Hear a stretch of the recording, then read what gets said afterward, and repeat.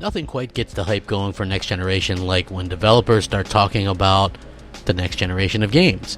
And I think that that's what's most important for me anyway. I know some people might feel differently, and we all like different things, like the hardware aspect of things, but for me personally it always comes down to the games, and that's what I'm most excited about. So when we see people talking about the games themselves, that's what gets me most excited. And I think that people kind of underestimate the impact that video games themselves have when it comes to this, especially when developers are openly talking about what to expect and things about, and specifically this would be the PS5, and it sounds incredible to me. So according to these developers, the PlayStation 5 is going to be like a world beater. This thing is going to be one of the biggest things to ever happen in video game industry.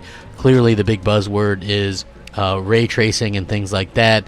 In-game reflections are made using reflection spheres, which are not very accurate. When placing a light in a scene, we add additional light bounces to make it look believable.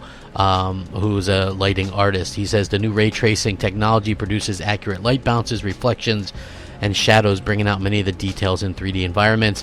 This makes the overall picture look and feel much more realistic, and that's what you can expect with the PlayStation 5. And Sony has already given us a taste of what this could mean in games. Last year at the Graphics and VFX conference, Asia SIGGRAPH 2018, Polyphony engineers actually demoed a real-life ray tracing GT Sport, which was pretty incredible if you think about it. Remember, I was telling you guys about this before. The 8K stuff was going on there. The demo wasn't actually running on PlayStation hardware, but the chances are it was tested for the tech to see the next PlayStation. So that's really, really integral to what's going to be going on as well. According to them, the PlayStation 5 is going to have more power. Artists will have more space as well. When it comes to pure art budget, CPU power isn't a huge bottleneck we think about a lot. There are, of course, some things that affect art which are on the CPU, but by and large, the GPU does all the heavy lifting, according to this person.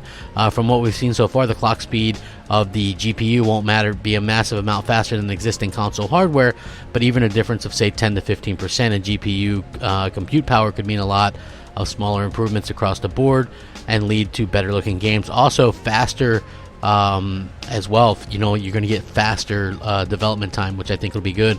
They're talking about audio evolution as well, which is really cool.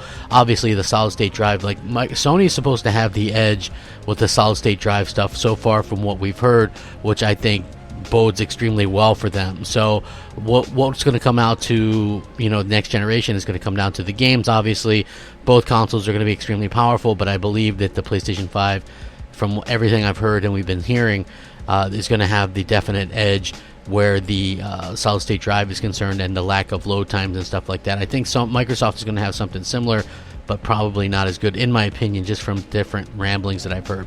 Anyway, I will link this article. You can check it out. Let me know what you think. Please sound off, rate, comment, subscribe. As always, thank you so much for watching. If you enjoy the content, maybe consider becoming a member of the channel. Like, share, hit the bell, all that stuff. Rack 'em up.